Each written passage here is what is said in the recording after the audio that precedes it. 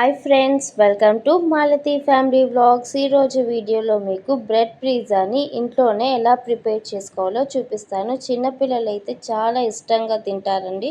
So బయట కొనే వాటికన్నా ఇంట్లోనే మనం ప్రిపేర్ చేసుకుంటే చాలా బాగుంటుంది. ఇప్పుడు ఎలా చేయాలనేది వీడియోలో చూపిస్తాను. సో మిస్ చేయకుండా కంప్లీట్గా వీడియోని చూసేయండి. ఇంకా లేట్ లేకుండా వీడియోలోకి వెళ్ళిపోదాం.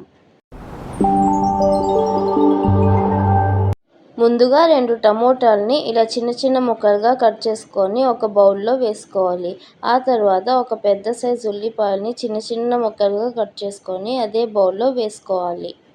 అందులో హాఫ్ టేబుల్ స్పూన్ ఉప్పు, హాఫ్ టేబుల్ స్పూన్ పసుపు, హాఫ్ టేబుల్ స్పూన్ కారం, హాఫ్ టేబుల్ స్పూన్ ధనియాల పొడి, హాఫ్ టేబుల్ స్పూన్ జీరా పొడి. అందులో 2 టేబుల్ స్పూన్ సాస్ డిప్ డ్రెస్సింగ్ని కూడా వేసుకోవాలి. ఇలా 2 టేబుల్ స్పూన్ వేసుకోవాలి. నేనైతే ఈ కంపెనీని యూస్ చేస్తున్నాను. ఏ కంపెనీ అయినా మీకు ఇష్టం వచ్చింది యూస్ చేసుకోవచ్చు. ఇలా వేసుకొని మొత్తం మిక్స్ అయ్యేటట్టు స్పూన్ తోటి మిక్స్ చేసుకోవాలి.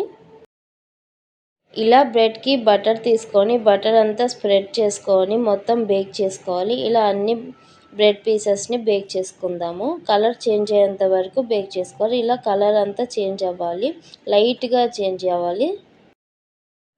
తర్వాత ఒక బ్రెడ్ తీసుకొని దాని మీద బటర్ పెట్టుకొని ముందుగా మిక్స్ చేసి పెట్టుకున్న పేస్ట్ని బటర్ మీద పెట్టాలి. ఆ తర్వాత చీజ్ని కూడా వేసుకోవాలి. ఇలా కొంచెం చీజ్ వేసుకోవాలి. తర్వాత ఒక బ్రెడ్ పీస్ని దాని మీద పెట్టుకొని బేక్ చేసుకోవాలి.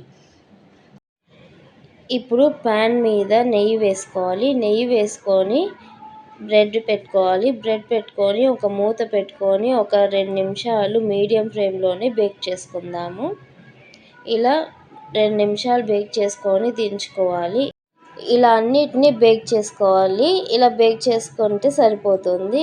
ఇప్పుడు మనకి రెడీ అయిపోయింది. బ్రెడ్ పిజ్జా రెడీ అయిపోయింది. పిల్లలు అయితే చాలా ఇష్టంగా తింటారండి. సో ఒకసారి మీరు కూడా ఇంట్లో ట్రై చేసి ఎలా వచ్చిందో కింద కామెంట్లో ఫీడ్బ్యాక్ ఇవ్వండి. మీకు కనుక ఈ వీడియో నచ్చినట్లయితే లైక్ చేయండి, షేర్ చేయండి, సబ్స్క్రైబ్ చేసుకొని బెల్ ఐకాన్ని క్లిక్ చేయండి. నెక్స్ట్ వీడియోలో మళ్ళీ కలుద్దాం. Bye friends.